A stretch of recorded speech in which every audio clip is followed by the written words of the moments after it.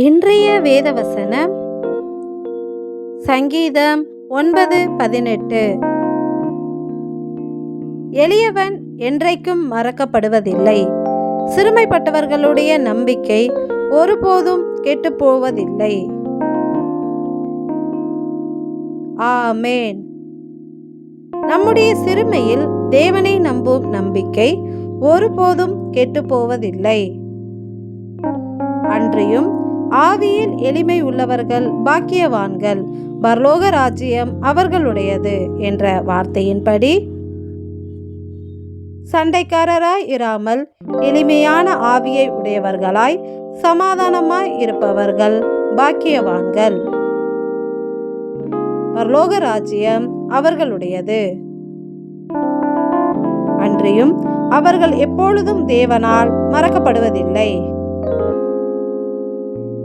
எங்களை மறவாமல் எல்லா சூழ்நிலையிலும் எங்களுக்கு உதவி செய்யும் எங்கள் நல்ல தேவனே, உமக்கு நன்றி செலுத்துகிறோம். நன்றி.